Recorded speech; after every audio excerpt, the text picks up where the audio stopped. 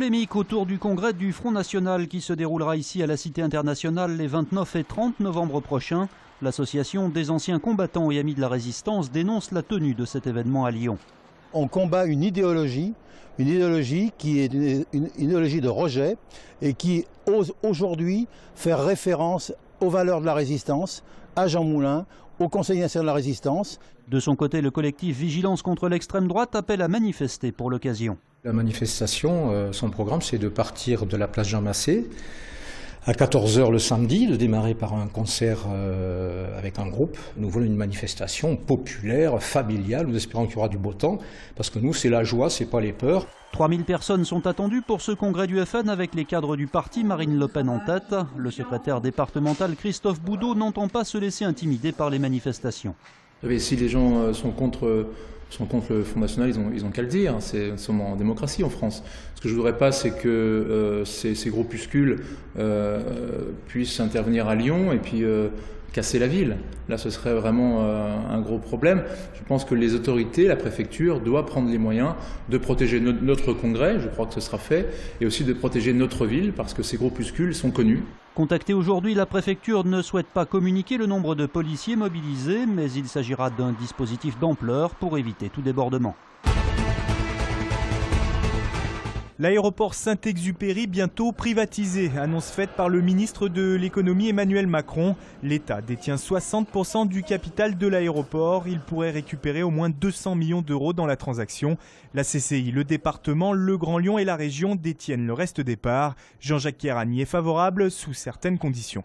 Ce sont des engagements qui portent sur la garantie du développement de l'aéroport. Ça n'a pas été le cas jusqu'à présent. Tout a été concentré sur Paris. Donc garantie pour ouvrir de nouveaux droits de trafic, en particulier vers l'Asie ou vers l'Amérique. Et puis deuxièmement, l'État va tirer les ressources de cette privatisation. Il serait légitime qu'une partie revienne vers Rhône-Alpes pour financer les infrastructures ferroviaires, en particulier sur ce qu'on appelle le nœud ferroviaire lyonnais. Chaque année, Saint-Exupéry accueille 8,5 millions de passagers contre 90 millions dans les aéroports parisiens. Un projet de loi devrait être présenté devant l'Assemblée début 2015.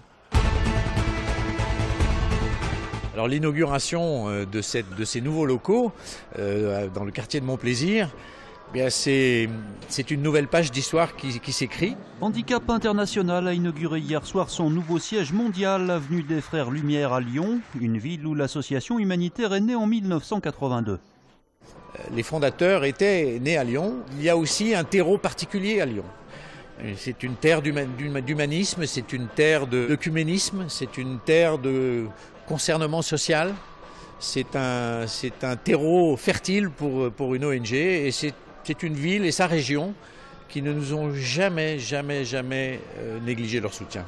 Handicap International dispose aujourd'hui d'un budget de 100 millions d'euros et compte 3500 salariés présents à travers 60 pays pour aider notamment les victimes des mines antipersonnelles dans des zones de guerre.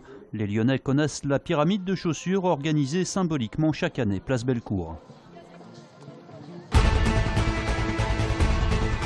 Un match pour confirmer. Après la victoire face à Boulogne-sur-Mer ce week-end, l'Asvel rencontre à nouveau demain soir les Allemands de Quakenbrück en 6e journée de l'Eurocup. À l'aller, les Villeurbanais avaient livré une bonne copie en allant s'imposer 64-70 outre-Rhin. Et si la Green Team souhaite continuer son aventure européenne, elle doit impérativement gagner demain soir sur son parquet. Seules les 4 premières équipes de la poule accéderont en effet au tour suivant. C'est vraiment un gros match si on veut espérer avancer. Maintenant, on doit prendre les rencontres les unes après les autres et celle-ci est sûrement l'une des plus importantes. Le succès contre Boulogne-sur-Mer et les 99 points infligés aux promus nordistes ont réveillé les capacités offensives de l'Asvel. Les Villeurbanais devront s'appuyer sur le travail accompli samedi dernier pour venir à bout de leurs adversaires de demain. Il faut qu'on prenne plus de tirs puisqu'on a des tireurs, puisqu'on a des joueurs offensifs. On sait que ça ne sera pas simple parce que j'ai regardé avec beaucoup d'attention leur match contre Dijon et leur match contre Grande Canaria. Et c'est une équipe qui est très très compliquée à manœuvrer. Pour tenter de le faire, Nordin Grip pourra compter sur un effectif au grand complet. Asvel Quakenbrück, coup d'envoi demain à 20 h. Comment les artistes de notre région ont-ils représenté la vie culturelle et sociale à travers des salles de spectacle ou des cafés entre 1840 et 1930 ? C'est le thème de la nouvelle exposition organisée au musée Paul Digny de Villefranche. On y découvre des lieux aujourd'hui disparus. Des lieux comme le théâtre Bellecour, par exemple, qui, comme son nom l'indique, se trouvait à côté de la place Bellecour, mais également des lieux comme les musicaux, les cafés-concerts, qui étaient le café-concert de l'Horloge, l'Olympia ou encore les Folies Bergères lyonnaises. C'était des salles très importantes, parfois de 1000 spectateurs en capacité d'accueil.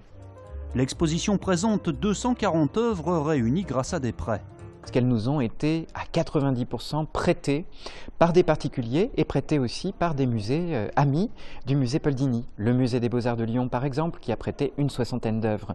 Donc, vous pourrez voir, si vous êtes lyonnais, la plupart des œuvres qui parfois ne sont pas dans les parcours du musée des Beaux-Arts de Lyon, mais sont, même si ce sont des joyaux, dans les réserves du musée.